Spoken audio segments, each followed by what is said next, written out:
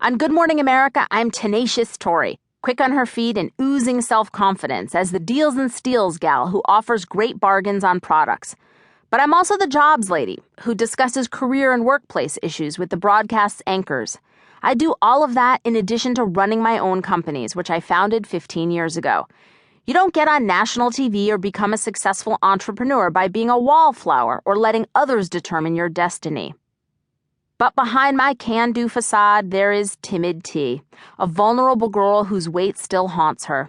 The weight that is no longer there. Yes, I've lost more than 70 pounds by now, but when I look in the mirror, I still see the fat girl. She is my albatross. For most of my life, no matter how hard I tried, I was incapable of being anything other than a plus-size woman. There came a depressing point after I had failed at yet another fad diet when I became resigned to my fate. I was destined to be large, and there was nothing I could do about it. I learned how to use clothes to camouflage my weight, or at least I thought I did. Borrowing tricks from makeup artists, I learned how to contour my cheekbones in order to look thinner. And of course, on those rare occasions when I allowed myself to be photographed for professional or personal reasons, I insisted the photo be taken from a certain angle. Photoshop became my best friend. I was a compulsive eater and carb junkie for 40 years. From the minute I was able to chew solid food, my go-to picks were rice, pasta, bread, chips, cakes, and candy bars. The higher the carb count, the better. My mom stuffed our freezer with ice cream and pizza rolls. We rarely used the bottom oven of our stove because it housed Funyuns, Oreos, Chips Ahoy, nacho cheese-flavored Doritos, Ruffles potato chips, Cheetos, and Cheez-Its. Kids came over and made a beeline for the oven, and so did I, many times a day. When I was 7, my mom sat me down on the brown velour couch in the living room and announced she was pregnant. The thought of having a sibling, a real baby in the house, thrilled me. We celebrated the good news that night at McDonald's. I had a kids' meal, hamburger, fries, and a Coke, one of thousands of poor food choices I would make in the coming decades. By 2nd grade, I was already 20 pounds overweight. In class pictures, I'm the fat girl. I had a normal metabolism and my adrenal glands worked fine. I was fat because I ate too much and I was hooked on sugar.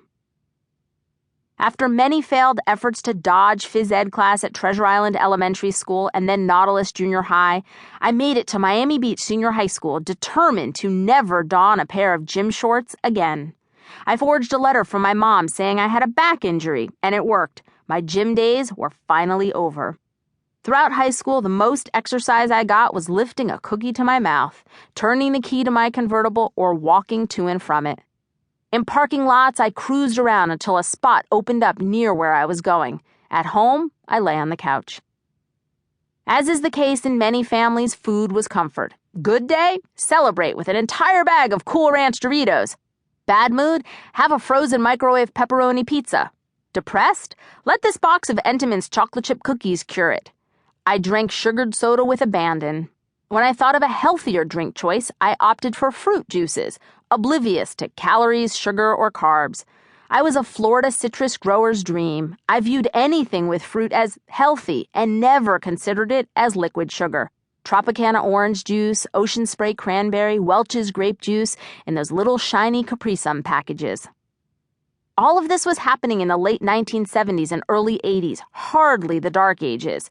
America's fitness craze was catching on. People joined health clubs, took up jogging, and in Miami Beach, where I lived, were as little as possible, flaunting six-pack abs and rocking their bikinis. But in our house, we never talked about any connection between calories and obesity, nor did we stop to wonder about healthier food options or link our food choices to our expanding waistlines. My parents both worked and came home tired. Neither had much interest in cooking or whipping up complicated meals. Dinner prep often fell to me, and since I was a kid, the easier, the better.